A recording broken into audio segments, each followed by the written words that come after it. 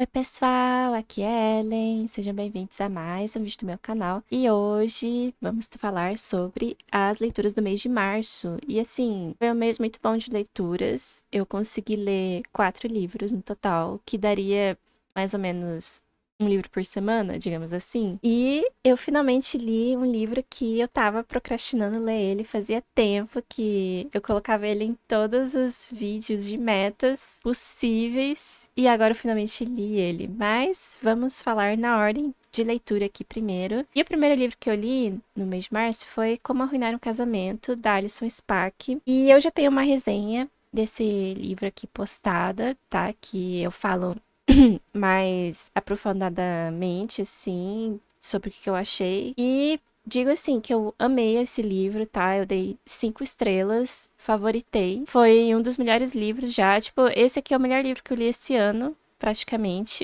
Sério, eu tô muito feliz que eu gostei desse livro. Foi uma experiência muito boa pra mim. E é interessante porque eu reconheço que talvez ele não seja pra todo mundo, assim, eu acho que é uma história que pega, assim, ela tem uma pegada mais de comédia e de drama, e a carga dramática é pesada, porque ele vai falar de uma protagonista que tá querendo se suicidar. E isso é uma coisa muito pesada, né? Só que o livro, ele vai falar disso de uma forma mais leve, porque ao mesmo tempo que isso tá acontecendo, tem um casamento rolando ali, e a noiva que vai se casar, ela é um pouco surtada da cabeça, então ela não reage de uma forma normal a essa notícia que a protagonista vai se matar, porque ela vai para esse hotel e ela não é convidada do casamento e o hotel foi reservado todo pro casamento. E aí, quando a noiva descobre isso, que a Phoebe, que é a protagonista, pretende se matar, né? A noiva fica indignada, porque como assim você vai se matar no meu casamento? Você vai estragar o meu casamento. Por que você não espera uma semana, que é o tempo que vai durar o casamento, pra daí você fazer o que você quiser, sabe? Então ele tem um senso de humor mais ou menos assim, que parece que os personagens não reagem de uma forma normal, sabe? E eu gosto muito desse estilo, assim. Eu gostei muito desse livro, das reflexões que tem aqui. Por que que a Phoebe chegou a esse ponto? O que que aconteceu? Eu gostei de tudo, praticamente, assim. Eu acho que tem alguma coisa ou outra que eu acho que vale a pena criticar, se a gente for pensar a fundo. Mas a vibe desse livro me lembrou muito os livros do Frederick Backman, assim, de tipo gente ansiosa, ou um homem chamado Ove. O homem chamado Ove lembra muito porque é um protagonista que começa o livro também querendo se matar, sabe? Porque no caso dele a vida já não faz mais sentido, ele não tem mais propósito, ele não tem nada. E tem um toque muito grande de humor, e tem personagens muito sem noção, e tem personagens esquisitos, mas que todos têm uma profundidade e no fim você fica se emocionando com tudo. Eu acho que é um equilíbrio muito interessante, assim, que tem aqui nesse livro. E, ai, me agrada muito. E eu me identifiquei muito com a protagonista em vários sentidos. Então, pra mim, foi sensacional. Se quiser saber mais sobre o livro, tem um vídeo sobre ele. Não tem spoilers nem nada, mas, nossa, eu recomendo muito. Sério, eu achei muito bom. Eu fiquei muito feliz que li, porque eu tinha altas expectativas e dessa vez eu não me frustrei. Eu acho que até superou as minhas expectativas, sabe? Foi uma experiência muito boa de leitura. Aí depois dele, eu meio que, assim, depois de ler um livro incrível, eu acabei lendo um livro péssimo, que foi Prazo de Validade. Que assim, não é que ele foi péssimo, mas ele foi. Não foi bom, entendeu? É da Rebecca Searle, que eu nunca tinha lido nenhum livro dessa autora. E assim, eu simplesmente não gostei, eu achei bem raso, assim, achei bem chatinho. Ai, porque a premissa dele é muito interessante, gente. Tipo, é uma menina que ela recebe bilhetes. Eu acho que ela. Eu não tô lembrando agora se o nome dela é Daphne ou é Phoebe também. Acho que era Daphne. Sei lá, não tô lembrando. Não sei se eu já comecei a deletar os detalhes da história, mas ela recebe bilhetes que tem o nome de um cara, geralmente um homem, né? E com uma data embaixo, assim, tipo, em tempo, assim, 3 semanas, 2 meses, um ano. É a Daphne o nome dela mesmo. E assim, ela no começo não entende da onde que vem esses bilhetes, e ela também não tem a resposta pra isso, da onde que tá vindo esses bilhetes, porque aparecem de formas inesperadas, assim, aparece, tipo, num cupom fiscal, aparece o nome da pessoa e o tempo, tipo, um post-it que aparece na sola do sapato dela do nada, um cartão de visita, cartão postal, sei lá, aparece, só aparece, e ela acha que é o universo mandando esses bilhetes pra ela. Então, quando ela vai se relacionando com esses homens que aparece o nome, ela entende que aquele prazo é o prazo de validade do relacionamento, assim, é o tanto de tempo que vai durar o relacionamento com aquele cara. E ela vai percebendo ao longo dos anos que realmente é sempre assim, sempre que ela recebe o bilhete, ela vai se relacionar com o cara e dura aquele tempo exato. Então, a premissa é essa, só que agora na atualidade, ela vai contando um pouco como foi esses namoros antigos, né? Mas no presente ela recebe um bilhete que tem o nome do cara e não tem um prazo. É a primeira vez que não tem um prazo. Então ela entende, ela assume, né? Porque não existem regras aqui, né? Que ela pode seguir. Mas ela entende que dessa vez esse cara vai ser o amor da vida dela, da vida dela, que vai durar pra sempre o relacionamento, ou sei lá. É isso que ela acredita, né? Então a história vai ser sobre isso, ela se relacionando com esse cara e mostrando como que foi os outros relacionamentos e o que aconteceu pra eles terminarem. E se a presença dos bilhetes, assim, influenciou nisso ou não. E, né, como é que foi, o que aconteceu. E, assim, o livro, essa premissa eu acho legal. Só que, ao mesmo tempo, eu fiquei assim, nossa, tá, então a moral da história vai ser, tipo, se você... Vai ser uma reflexão, né, sobre, assim, se você já sabe o que vai acontecer no futuro, então você meio que, assim... Se você vai tentar mudar esse futuro ou as coisas que você vai fazer vão confirmar o que vai acontecer? E no caso dela, tipo, ela já sabia, por exemplo, ela encontra um cara e vê que o relacionamento vai durar 2 semanas. E ela vai do mesmo jeito, né? E aí eu fico assim, tá, mas e aí? Você vai tentar fazer durar mais tempo? Ou você não vai dar o máximo de si por esse relacionamento porque você já sabe que vai acabar. Então não faz sentido você se esforçar. Então tinham várias coisas assim que eu ficava, gente, isso não faz muito sentido pra mim. Tipo, você entrar num relacionamento sabendo que vai acabar. Então essa premissa por si só é complicada, sabe? Eu acho que tinha que ter sido trabalhada de uma forma muito melhor, porque a protagonista não fez sentido em vários momentos. Teve uma relação aqui também que ela teve, que assim, ela viu que ia durar mais tempo, ia ser 6 meses. E eu, gente, 6 meses acho que é um tempo considerável, assim, pra ficar com alguém. E você se apega, e você se apaixona, e você, enfim, você quer ficar mais tempo com ela, né? E ela chegou a um ponto, assim, de esquecer que o relacionamento ia acabar em 6 meses. Aí eu, gente, como é que você esquece uma coisa dessa? Sabe? Então tinha várias coisas assim nesse livro que pra mim não fizeram sentido, tá? Que eu achei que, eu acho que a autora não trabalhou bem esse conceito. E assim, ele tava bem chato o livro todo, tá? Até mais ou menos 60%. É um livro bem curto, tipo, tem umas 200 e tantas páginas assim, mas lá em 60% acontece uma coisa que a história fica um pouco mais interessante, que é uma reviravolta assim, uma revelação, né, na verdade, que adicionou drama, adicionou um peso, assim, que algumas coisas da protagonista fazem sentido quando revela isso, só que, mesmo assim, eu fiquei assim, cara, isso que foi revelado é muito mais interessante do que essa coisa dos bilhetes. E aí eu fiquei, cara, não sei, sabe? Aí a conclusão do livro é meio, tá, é meio óbvio, assim, você consegue ver como que vai chegar lá. E, enfim, assim, eu não curti muito, eu acho que foi uma premissa desperdiçada. Tem também um vídeo inteiro só falando desse livro, assim, que eu tento explicar melhor por que que eu não gostei, o que que eu achei que podia ser melhor. E aí é isso, gente. Eu não recomendo, tá? Eu achei bem qualquer coisa. Talvez você se interesse pela temática, pela sinopse, né? Que nem eu, assim, mas. Eu não sei.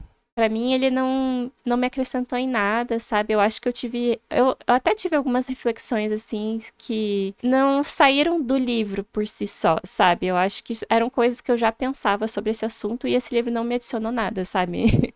Nessa questão de destino, de, quem que é a pessoa certa?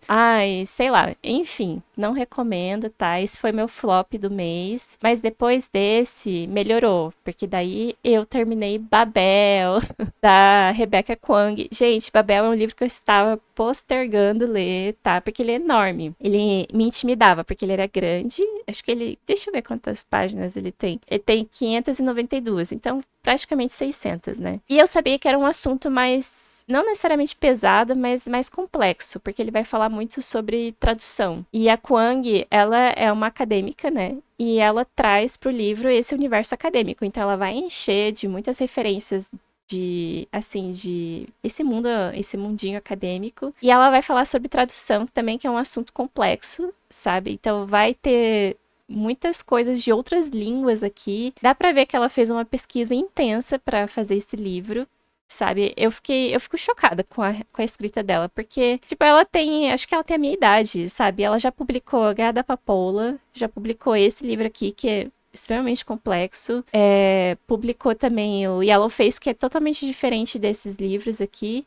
E ainda tem Catábases também, que dizem que é muito bom. E, gente, a mulher é um gênio, tá? Eu sei que tem pessoas que não gostam muito da escrita dela, que não gostam dos temas dela, que, assim, que falta um pouco mais de nuance ou críticas a certos assuntos. Eu vi isso principalmente em Yellowface, porque lá naquele livro, assim, dá a impressão que ela se inseriu no livro e ela vai fazer críticas ao mercado editorial, só que ela também falta, assim, ter um pouco mais de senso crítico sobre quem ela é como autora, porque ela é uma autora privilegiada, tipo, ela é uma autora asiática, né, só que ela é riquíssima, assim, vem de uma família rica, teve a melhor educação possível, e então tem essa coisa por trás que acho que não é muito falada, mas assim, tirando controvérsias sobre a autora em si, a escrita dela é fenomenal, tá? Eu reconheço isso, tipo, é muito bom.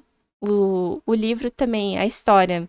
Eu me prendeu muito no começo e eu percebi que o livro não me cansava, sabe? Eu achei que eu ia ficar mais cansada lendo ele, que eu ia ficar, assim, não sei, talvez realmente não entendendo todos os assuntos que ela trouxe aqui, mas dá pra entender tranquilo, tipo, a linguagem não é difícil. Tem muitos do assunto da tradução é que você vai acabar esquecendo, assim, as palavras em outras línguas, a explicação aqui do sistema de magia que ela cria, são detalhes que, no fim, tipo, você entende o que tá acontecendo e é isso que importa. Mas eu vou dar uma sinopse, assim, porque eu acho que eu não lembrava direito o que acontecia, o que era pra acontecer nesse livro. Mas é o seguinte...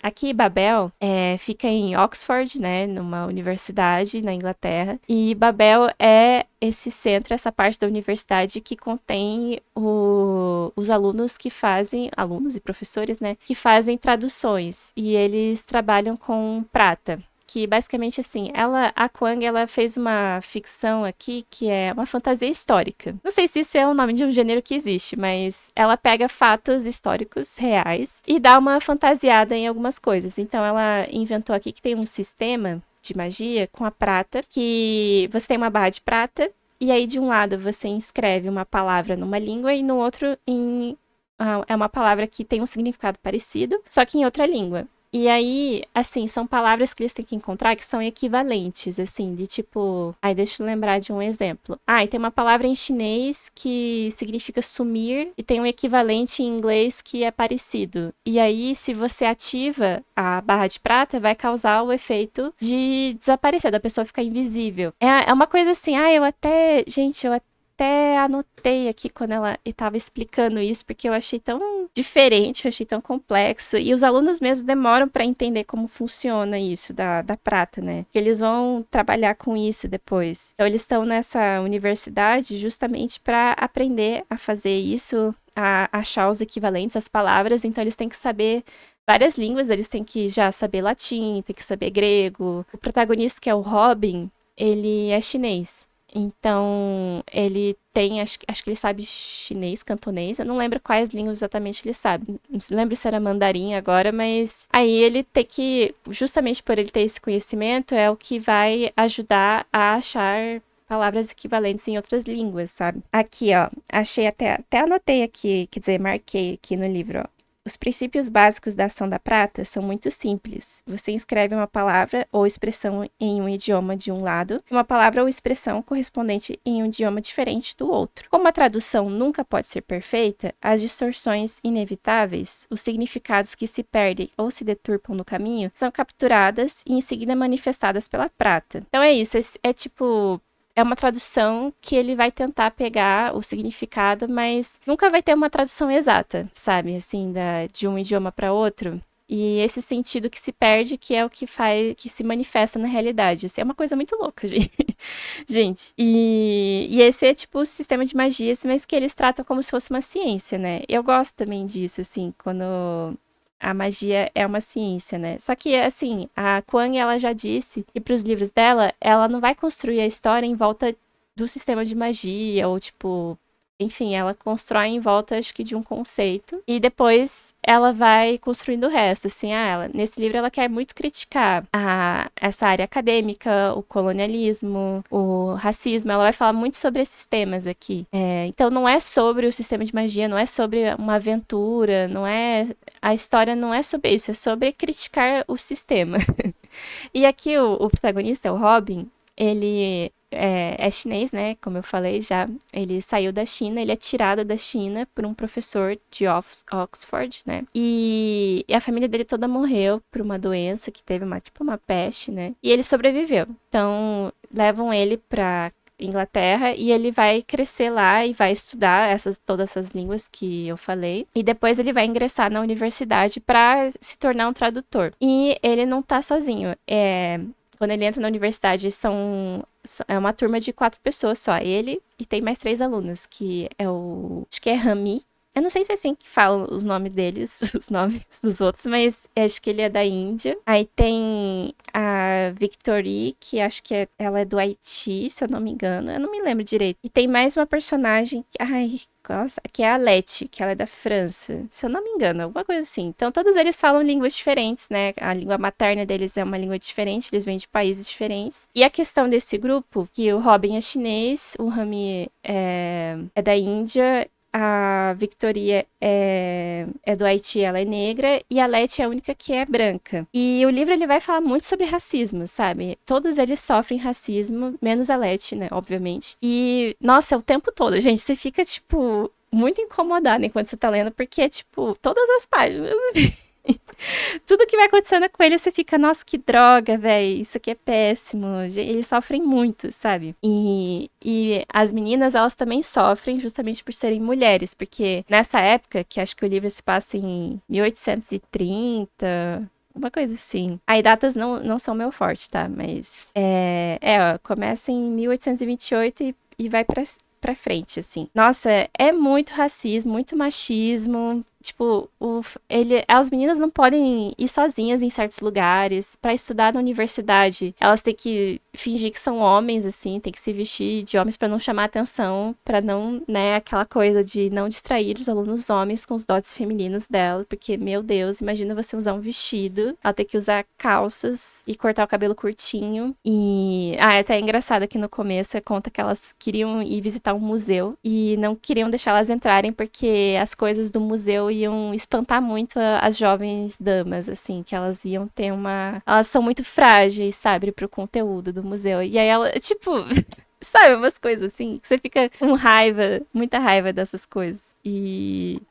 Nossa. Mas, enfim, ele vai falar muito sobre racismo e o colonialismo, assim, porque eles estão na Inglaterra, e a Inglaterra é uma potência, ela é aquilo, vai extraindo os tesouros, as coisas, as riquezas dos outros países, e eles vão se fortalecendo, e os outros países meio que não recebem nada em troca ou nada justo. E o Robin se encontra, assim, nessa luta, porque, por um lado, ele tá ali na universidade estudando, vivendo um sonho, né, porque ele tem tudo que é de bom, né, ele teve essa educação de primeiro mundo, assim, ele teve tudo pago, ele não teve que se preocupar com nada, né? E ao mesmo tempo ele fica com esse conflito, porque ele sabe que as pessoas da China, por exemplo, de onde ele veio, no Cantão, não estão sendo beneficiadas em nada sabe? Ou ele tá ajudando a Inglaterra, eles estão usando o conhecimento dele de chinês, né?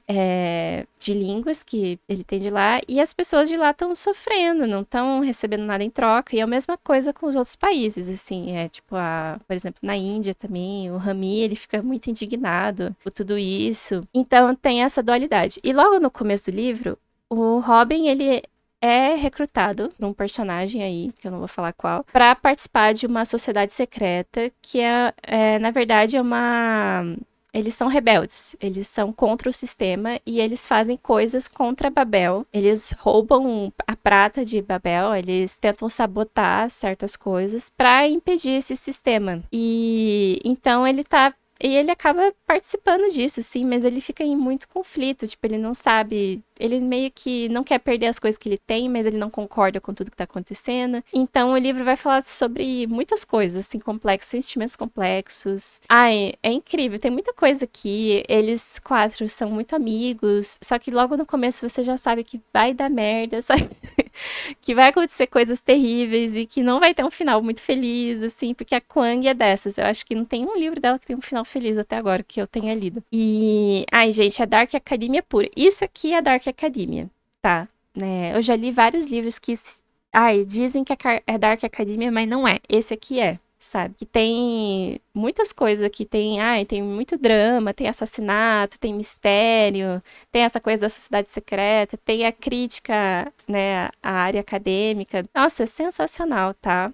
Eu acho que talvez ele não seja pra todo mundo, porque tem momentos que o livro não é divertido. Tipo, ele não é entretenimento, sabe? Ele é mais conhecimento, ele é mais vamos pensar sobre certos assuntos sérios. A questão do racismo é pesada mesmo, assim, você fica de cara com o quanto eles sofrem. Tem uns personagens que falam uns absurdos aqui, o machismo também irrita, sabe? E, ai, eu achei muito bom. Eu acho que mais pra metade pra frente chega um ponto que ele fica bem. Acontece uma coisa muito legal, eu gostei, que eu não tava esperando. E eu achei muito sensacional. No final do livro eu tava muito assim, nossa, eu tenho que saber o que vai acontecer. E meu Deus, o que eles vão fazer? É incrível. O final desse livro é muito bom.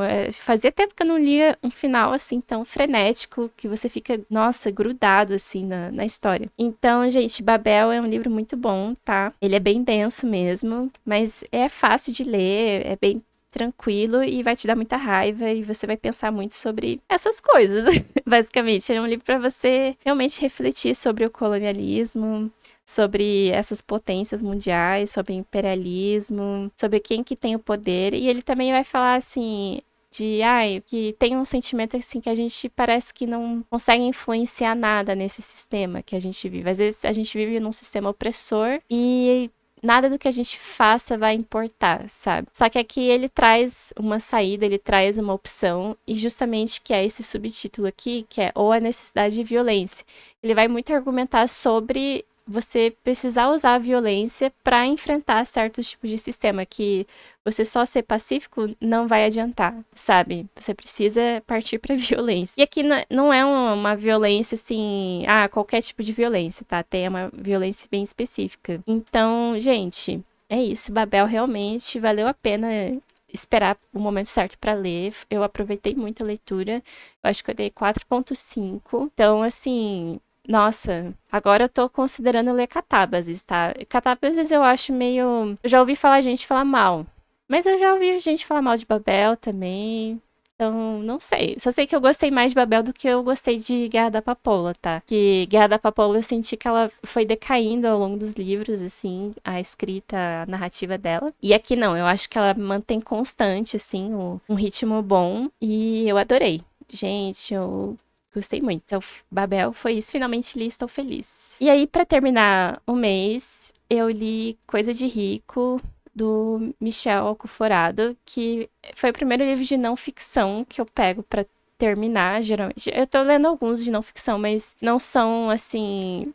são livros bem grandes, então eu tô lendo bem devagar. E esse foi o primeiro que, de fato, eu terminei esse ano. E eu tava muito animada pra ler, porque eu tinha ouvido falar muito bem, que era um assunto que chama muita atenção, que é justamente sobre os ricos no Brasil, como que eles pensam, assim, como que eles convivem, o que eles comem, é louco.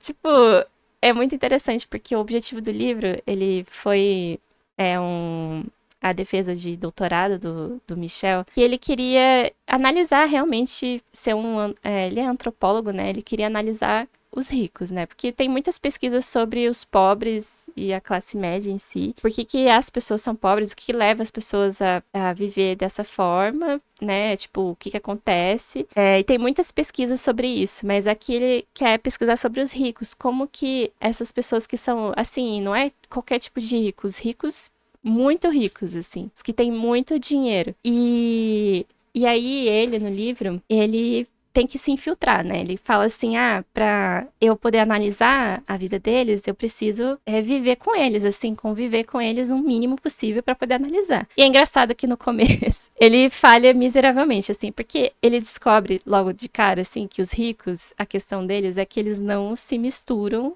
com outras pessoas, eles só dão atenção pra quem é rico também, sabe? Então, e ele já tem essa distinção. A questão dos ricos é separar quem é rico do resto, das outras pessoas, assim. Então, eles têm vários jeitos de fazer essa separação. E aí o livro vai comentar sobre isso, como que se dá essa separação. E ele vai falar de várias coisas, assim, além dessa questão de, não é só o dinheiro que te faz rico, sabe? Tem várias outras coisas que eles agregam, assim, que faz com que você seja considerado rico. E mesmo assim, mesmo a gente que somos normais, assim, não somos ricos nem nada, a gente olha pra esse povo e fala, eles são ricos, eles mesmos não se consideram ricos. Pra eles, rico é sempre a outra pessoa, que é bizarro, tá? Tem muita bizarrice aqui que dá um pouco de raiva, mas o livro não entra muito nos hábitos das pessoas ricas ou como elas gastam o dinheiro, assim.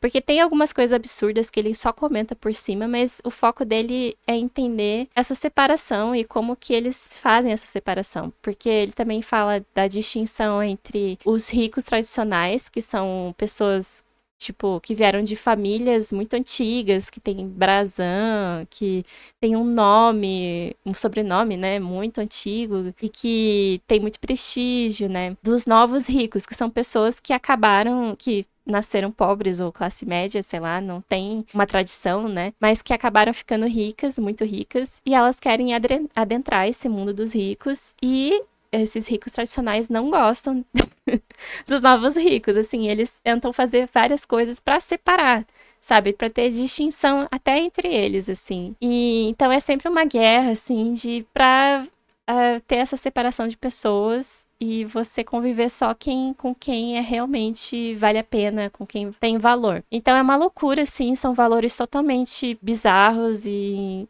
assim, nossa, parece fora da realidade, sabe? Totalmente um mundo à parte, assim, muito estranho, que parece que você tá lendo uma coisa, nossa, eu não sei, é muito esquisita a sensação, assim, de pensar sobre esse assunto que é totalmente fora da nossa realidade. E aí ele vai contar algumas coisas interessantes também, que pelo menos eu achei muito. Aí essas bizarrices de rico, por exemplo. Ele conta de uma. Quando ele vai fazer uma tentativa de conseguir informações dos funcionários, assim, as pessoas que moram nas casas dos ricos, que trabalham para os ricos, que são geralmente invisíveis, né? Elas são vistas como objetos, muitas vezes. E aí o Michel até tenta entrevistar alguns, mas existe tipo um pacto, assim, que eles não abrem a boca pra contar sobre as experiências dentro de casa por medo, sabe? Eles são bem fiéis nesse sentido, mas é mais por medo, sabe? Uma lealdade por medo. Mas uma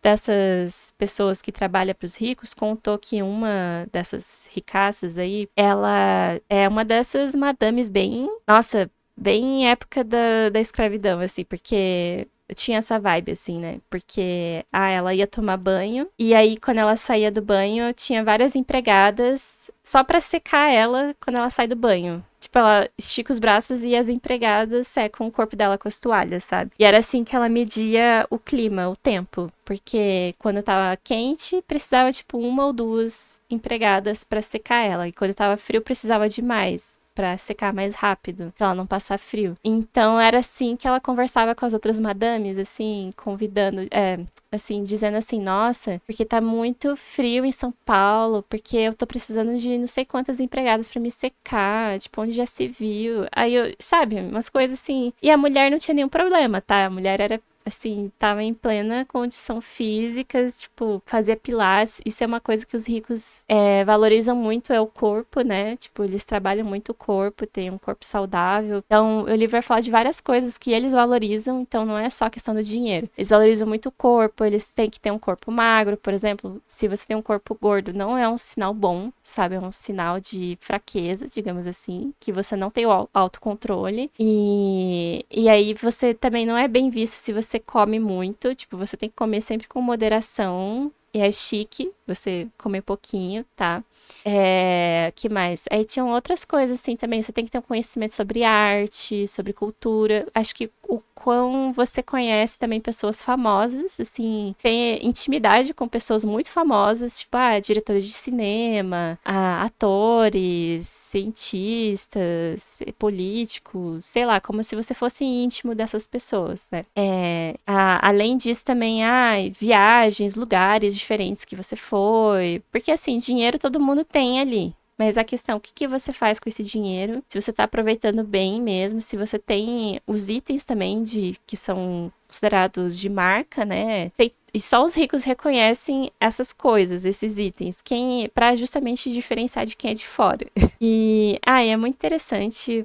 Nossa, tem outra. Tem uma parte absurda também, que quando ele vai falar do Fernando Henrique Cardoso, que ele cita a biografia do FHC, que ele veio de uma família tradicional, né, assim, que trata as pessoas como os funcionários, as pessoas em geral, como objetos, assim, tanto que ele só quando ele casou que ele foi aprender a pedir, tipo, coisas de um jeito normal. Assim, que a esposa dele que teve que ensinar ele, porque antes, quando ele tinha sede e queria tomar água, ele só falava assim, tenho sede. E aí esperava que algum funcionário fosse lá e servisse um copo de água pra ele. Ele só fala, tenho sede, sabe? E aí, quando ele casou com a esposa teve que, tipo, ensinar ele a falar de um jeito normal, assim, que nem um ser humano normal. E eu, gente, rico não é gente, né?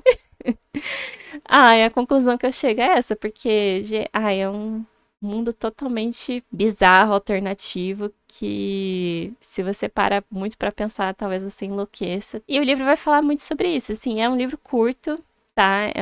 É muito interessante, eu recomendo. Eu acho que a minha amiga tinha comentado que tem um podcast também do Michel sobre essas questões, assim, então... Só que eu nunca tinha ouvido falar nada, então, assim... Pra mim foi sensacional aprender um pouco mais sobre isso. E, assim, não é um livro muito complexo, tá? Ele não vai aprofundar muito, muito nos assuntos. É bem fácil e rápido de ler. E pra mim foi uma leitura muito boa, assim. Eu acho que eu aprendi muita coisa diferente com esse livro. Então eu gostei muito, tá? Então, esse foi o Coisa de Rico, que eu tava muito animada pra ler e eu gostei. E também porque eu queria ler mais não ficção, coisas diferentes, não só, tipo, biografias, ou sei lá, acho que livros de assuntos diferentes. Esse aqui foi um bom livro pra isso. Então foi isso, gente. Esses foram os livros que eu li em março. Agora em abril já terminei um, já comecei outro, já tô a todo vapor. E como o Babel foi um livro muito grande, eu acho que eu vou conseguir ler coisas até mais rápido, porque eu tô com um ritmo até bom de leitura. A menos que eu pegue livros muito ruins, assim, ou muito lentos, não sei.